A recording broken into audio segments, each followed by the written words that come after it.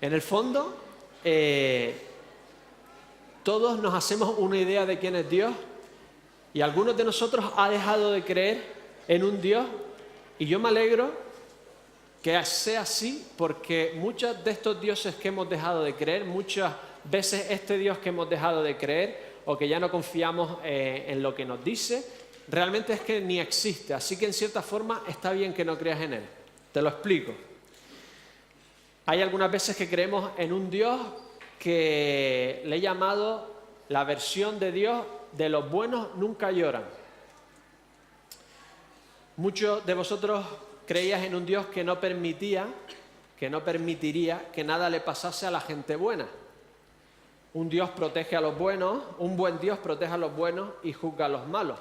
Pero cuando ves que cosas malas le pasan a gente buena que conoces o a personas que crees inocentes, pues dejaste de creer en ese Dios que deja que le pasen cosas malas a gente buena. Pero lo curioso es que según la revelación de Dios, ese Dios no existe. En ningún sitio se nos dice que en esta tierra corrupta los buenos e inocentes no vayan a sufrir. Y menos si quieres entender el Dios del cristianismo, porque partimos de un Dios totalmente lo contrario a que a una persona buena e inocente no le pasa nada. Partimos de un Dios que se hizo hombre y fue torturado y asesinado por nosotros. ¿En qué parte del cristianismo los buenos e inocentes no sufren si nuestro máximo exponente fue triturado? Todo lo contrario, lo que Dios nos dice es que en este mundo, porque Dios deja libertad a la humanidad para hacer el bien y el mal,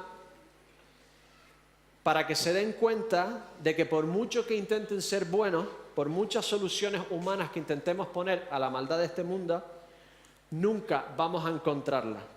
Que en un mundo que generalmente vive de espaldas a Dios, incluyéndonos a nosotros, no es de extrañar que Dios lo que profetice es sufrimiento a aquellos que lo siguen. Pero eso sí, promete su presencia en todo este proceso y un futuro eterno, que hará nuestra vida en esta tierra y nuestro sufrimiento simplemente una gota en un mar de existencia infinita en él. Así que este Dios de jauja, que en este mundo de rebelión no permite que los buenos sufran, simplemente no existe. Otro Dios que no existe, el Dios perfecto de la Iglesia perfecta. Muchos de vosotros, tengo otra diapositiva, muchos de vosotros creíais que si los que hablan de Dios en su iglesia hacían exactamente lo contrario a lo que predicaban, ese Dios que predicaban no existía. Es decir, creías que un Dios que tenía seguidores a los que les mandaba hacer ciertas cosas, cuando estos seguidores hacían todo lo contrario, realmente este Dios simplemente no existía o dejaste de creer en él. Pero lo que nos dice la Biblia, lo que nos dice Dios en su revelación, es que Él ha venido a este mundo porque necesitamos salvación. No solo un cambio, no solo una pequeña mejora, no solo un nuevo método de autoayuda, sino una transformación total. Como dice en Juan, un nuevo nacimiento. Por lo tanto, cuando ves que sus seguidores, su iglesia, hace totalmente lo contrario a lo que Dios predica, no está contradiciendo a Dios, sino le está dando toda la razón. Que somos un grupo de humanos que realmente lo que necesitamos es una salvación absoluta, no una pequeña ayuda. Así que cuando la iglesia te traicionó a ti, también traicionó a su Dios. Por eso necesitamos un Dios que nos salve. Por eso la iglesia necesita no un profeta, sino un salvador. Pero Dios también te dice que tú también necesitas salvación y por lo tanto que te unas al club de humanos necesitados de salvación. El Dios perfecto que tiene una iglesia perfecta en esta tierra no existe. Me alegro que no creas más en la perfección de esta iglesia ni en un Dios con una iglesia perfecta. Así que no existe ni el Dios que no deja sufrir a los buenos en esta tierra, ni existe el Dios que tiene una iglesia perfecta. Pero también hay otro Dios que podemos dejar de creer. El buen Dios que escucha las buenas peticiones. Muchos de vosotros creísteis en un Dios que tenía que concederte el deseo de tu corazón si la intención era buena. Al final, Dios escucha a lo justo. O muchas veces algo bueno que pedías ya no solo por ti, sino por alguien que querías, por un familiar, por un hijo, por un amigo, y pedías algo bueno para ellos. Y además has visto que porque Dios no se lo concedió, la vida ha ido a peor. Y te piensas que si tú mismo pudieses reinar este mundo mejor que Dios, mejor es alejarte de este Dios. Este Dios que no concede buenas cosas a buenas personas no es un Dios digno de adoración. Pero en ningún sitio Dios se presenta como Papá Noel. Todo lo contrario. Dios solo interviene milagrosamente, según la Biblia, en momentos muy determinados. Milagros excepcionales, porque que vivamos y nos lata el corazón y este mundo siga dando vueltas, en sí es un milagro. En la Biblia solo aparece Dios en momentos determinados y excepcionales. Así hace que cuando esto pase podamos reconocer que es una intervención divina. Dios aparece interviniendo de forma espectacular de siglo en siglo. Pueden pasar cientos de años hasta que vuelve a ser expresado en la Biblia que Dios ha hecho una intervención milagrosa. Piensa realmente, ¿en qué situaciones te acercas y piensas más a Dios, en Dios? ¿En la salud o en la enfermedad? ¿En la riqueza o en la pobreza? Parece que nos estamos casando otra vez, ¿no? ¿Dónde piensas más en Dios? ¿En las bodas o en los entierros? Me alegro que no creas más en un Dios tipo pozo de los deseos. Pones una moneda y pides un deseo, porque ese Dios no existe. Dios en esta tierra lo que está interesado es en que te acerques a Él.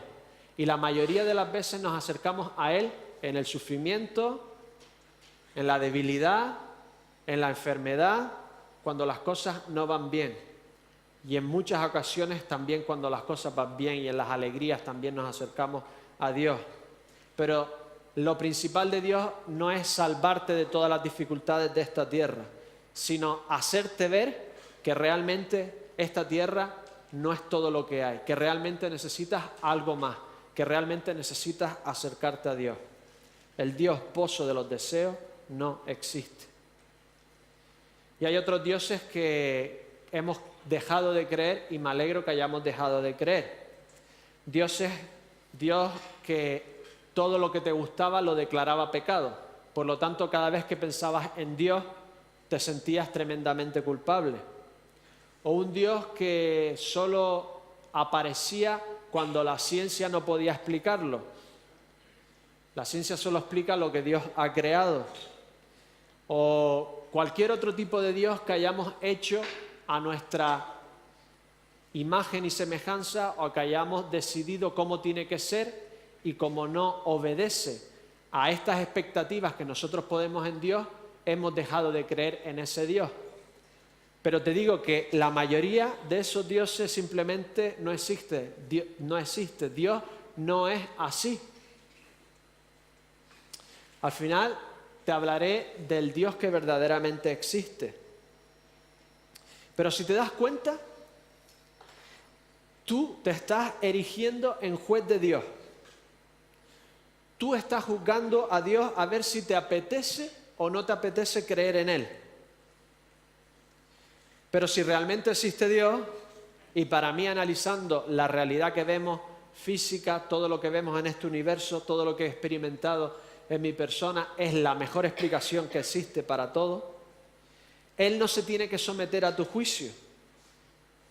Que tú creas o no, no determina si existe o no, si lo hace bien o no, sino que tú te tendrías que someter a su juicio. En la siguiente diapositiva pongo una pequeña foto de cómo nosotros nos erigimos en jueces de Dios.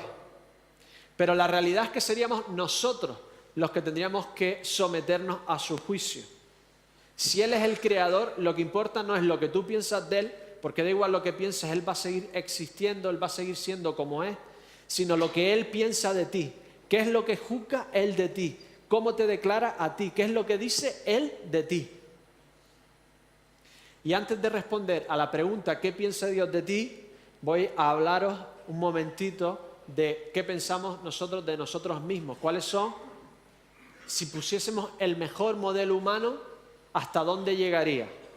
Me hizo mucha gracia un artículo que estaba leyendo en The Times y se titulaba en inglés «Fuman, beben, ¿por qué los españoles viven tanto?».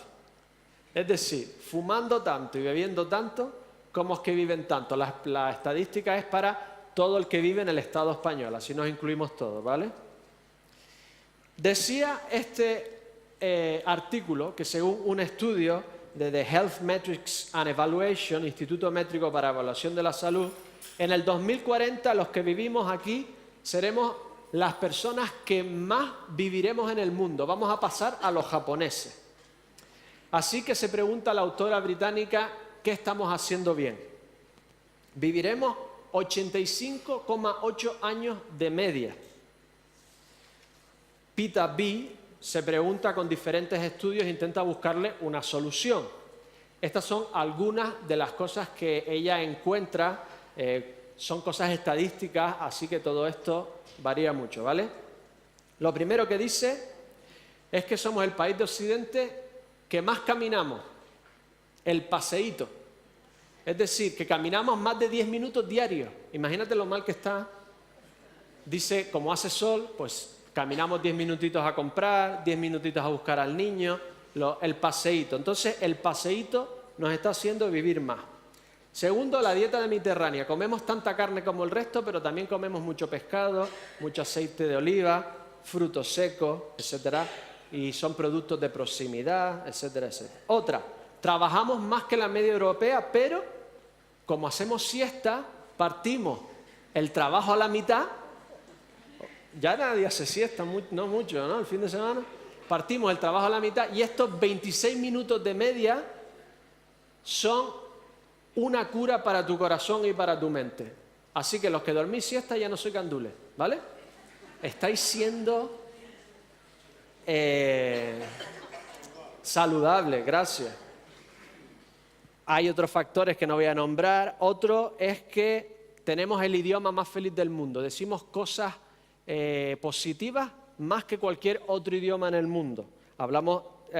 Decimos más amor, felicidad, sonrisa, etcétera, etcétera. Es un estudio, No...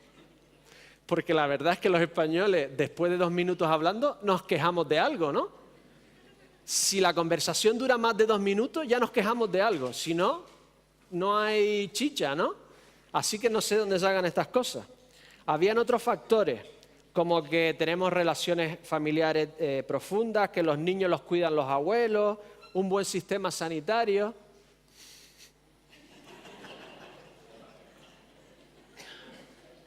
¿De verdad nos podemos erigir como el ejemplo internacional al mundo?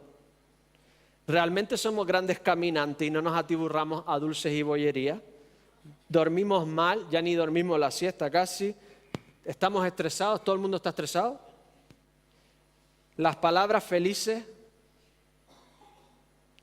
y el sistema sanitario. Tiene que estar muy mal el mundo, ¿verdad? Tenemos que admitir que si nos convertimos en el ejemplo del mundo, puede que lleguemos a los 85,2. Pero realmente, si somos el mejor ejemplo humano, dejamos mucho que desear. En realidad, solo somos buenos o un buen ejemplo si nos comparamos a otros peores. Pero como humanos, si nos comparamos a un Dios totalmente perfecto, ¿cómo quedamos? Incluso el mejor ejemplo de humano que podamos pensar, tenemos que admitir que si lo estudiamos en profundidad en diferentes aspectos de su vida, o metemos a ese gran humano sea tu abuelita o Santa Teresa, en una circunstancia adversa, todos estamos tremendamente corruptos, todos cojeamos en algún aspecto. Si nos comparamos a Jesucristo, todos somos realmente piltrafillas. Mira lo que dice el apóstol Pablo de la naturaleza humana. El apóstol Pablo, que era en su época lo más correcto y más bueno que pudiese existir. El apóstol Pablo, si tuviese ordenador y se rompiera, no se lo pediría a un amigo que se lo arreglase, iría a una empresa que se dedica a eso para no estafar a los pobres que se dedican a eso. Lo más legal y legalista que pudiese ver en el mundo. Así que acá te lo dejan tranquilo a partir de ahora. El apóstol Pablo era lo más legalista que había y dice esto: así que, queriendo yo hacer el bien, hallo esta ley, que el mal está en mí, porque según el hombre interior me deleito en la ley de Dios. Pero veo otra ley en mis miembros, que se rebela contra la ley de mi mente y que me lleva cautivo a la ley del pecado que está en mis miembros. Miserable de mí, ¿quién me librará de este cuerpo de muerte? Es decir, todos los humanos sabemos que deberíamos ser mejores. Todos los humanos sabemos que hemos mirado a otras personas como si fueran inferiores y en esos momentos nos hemos deshumanizado. Todos los humanos sabemos que no llegamos ni a nuestros propios estándares. Todos sabemos que en el momento que miras a alguien que no sea tu esposo o esposa, te estás separando de la persona que has prometido amar exclusivamente. Todos sabemos que deberíamos llegar a más. Todos sabemos que si Dios nos ha creado y estamos convencidos de ello, Dios tendría que ser el primero en nuestra lista de prioridades y la verdad es que siempre viene muchísimo después. Pero no podemos ser mejores, somos incapaces, no podemos ser perfectos. Es algo que es incapaz, que sabemos que en nuestros cuerpos está otra tendencia diferente a lo que nuestra mente nos está diciendo que deberíamos ser. Y por lo tanto, y este es el veredicto de Dios, deberíamos todos morir eternamente, porque la paga del pecado es muerte. Este es el juicio de Dios hacia todos nosotros. A ver, tú tienes un motor de gasolina que te da electricidad a tu casa, pero el motor no va, por muchos arreglos que le hagas, no va. ¿Le sigues echando gasolina al motor? Si Dios nos creó para amarlo a Él sobre todas las cosas y amar a los demás como Él nos amó a nosotros, o por lo menos como a nosotros mismos, y somos incapaces de hacerlo, ¿debería seguirnos dando vida? ¿Debería seguir llevándonos hasta la eternidad con Él? ¿O debería dejar que nos extinguiéramos? El Creador no debería alargar nuestras vidas, y menos para la eternidad, porque somos incapaces de hacer la función para la que fuimos creados. Por lo tanto, todos deberíamos quedarnos en la tumba.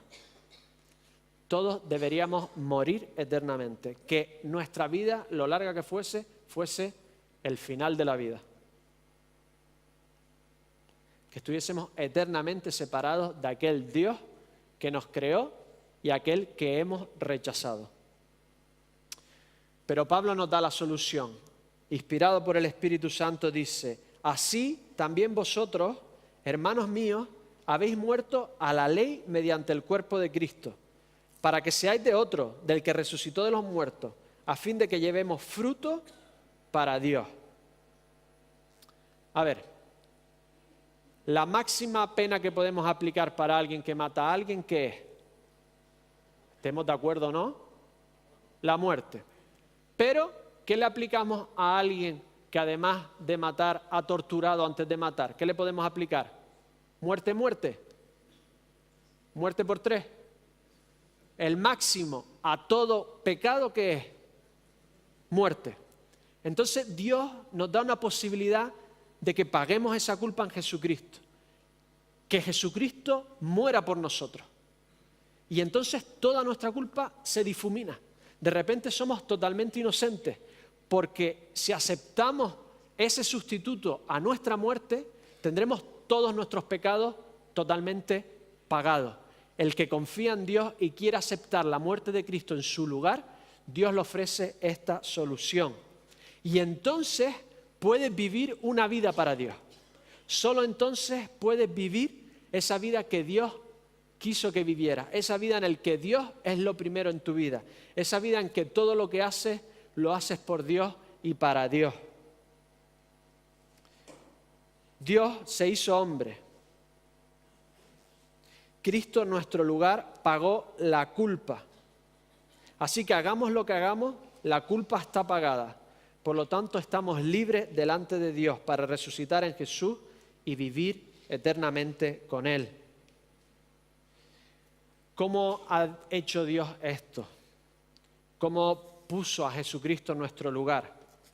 Pues se puede explicar de muchas maneras y tenemos diferentes ejemplos en la vida normal. Por ejemplo, tenemos un caso que se cita mucho como ejemplo de algo que no es totalmente real, pero que se aplica para hacer justicia. Os lo explico. Mostyn y Fábregas, en 1774. Menorca era parte de Londres, del Imperio Británico, del Imperio Británico. Así que el gobernador Mostyn metió en prisión e hizo otros delitos contra este señor Fábregas. Entonces Fábregas quería que se le hiciese justicia y lo quería meter en juicio al gobernador Mostyn. Pero en Menorca solo se podía hacer un juicio si el gobernador daba permiso. No se podía hacer justicia. ¿Qué hizo Fábregas? Fue a Londres y llevó el juicio a Londres. Pero claro, en Londres solo se podía juzgar a residentes de Londres. Entonces no se puede hacer justicia. ¿Cómo se hizo justicia? Pues el juez decidió que Menorca era parte de Londres e hizo justicia. Jesucristo no fue culpable, Jesucristo no tenía que morir. Él realmente cuando murió no era pecador, pero fue la única forma que había para que nosotros se pudiese hacer justicia sin matarnos. Se hiciese justicia sin aplicársela a nosotros. Lo que se tenía que aplicar a nosotros se aplicó a Jesucristo. Dios decidió condenar a Cristo, que no había hecho absolutamente nada, en nuestro lugar, para que el justo pagara por el injusto, siendo totalmente falso que Cristo merecía la muerte, pero produciendo en todo en el que confía en el sacrificio de Cristo el resultado del pago de su culpa y por lo tanto la declaración de inocencia. Y este sí es el Dios que realmente existe. Un Dios que habiéndonos creado, con la capacidad de elegirlo a Él o no, soportó que le diéramos la espalda y proveyó por sí mismo una forma de hacer justicia sin darnos lo que nos merecíamos nosotros, que era la muerte. Este es el Dios que realmente existe. Un Dios que pudiéndonos borrar de la faz de la tierra o simplemente dejándonos morir poco a poco, decidió hacerse uno de nosotros por amor y pagar la pena Él que todos merecíamos nosotros. Es verdad que no entendemos muchas cosas de Dios y muchas veces no entendemos cosas de su propia palabra, ni de sus propósitos, ni de sus planes, ni por qué deja al hombre campar a sus anchas por un periodo limitado de tiempo. Pero si te has alejado de Dios, te estás alejando del Dios que sacrificó su divina posición por amor a nosotros. Dios existe y quiere salvarte. Dios existe y quiere que lo aceptes como tu sustituto para que tu vida esté llena de sus frutos y que Dios produzca en ti todas aquellas cosas que nosotros mismos no podemos producir y podamos disfrutar siempre de una vida con Dios.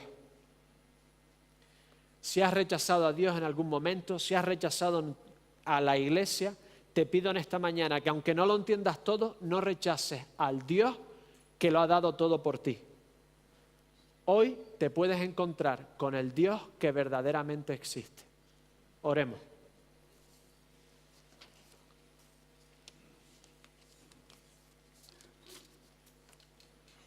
Señor, perdónanos porque muchas veces nos hemos hecho jueces de quién eres y quién no eres, de si eres bueno o si no, de si eres sabio o si no, de si actúas bien o si no, Señor.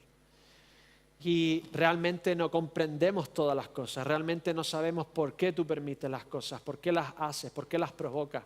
Realmente no sabemos por qué en este mundo hay tanta maldad, pero sí sabemos que tú lo quisiste solucionar, que tú buscaste la forma de que nosotros no tuviésemos que pagar por nuestra propia culpa. Gracias, Señor, porque en tu Hijo podemos morir y puedes pagarlo todo. Y en tu Hijo podemos resucitar a una vida eterna, a una vida nueva, a una vida en relación contigo. Y es lo más maravilloso que podemos encontrar jamás. Señor, perdónanos porque no te comprendemos en muchos aspectos, pero sí comprendemos que no puedes ser un Dios más amoroso que enviar a tu propio Hijo, que hacerte uno de nosotros para morir por nosotros. Te pido en esta mañana que si alguno se ha alejado de ti, si alguno te ha rechazado por considerarte injusto, te pido que en esta mañana decida aceptar tu sacrificio. Se arrodilla en ti, Señor, se humilla ante ti y pida tener una relación con el Dios que lo ha dado todo. Te lo pedimos en esta mañana, en el nombre de tu Hijo amado. Amén.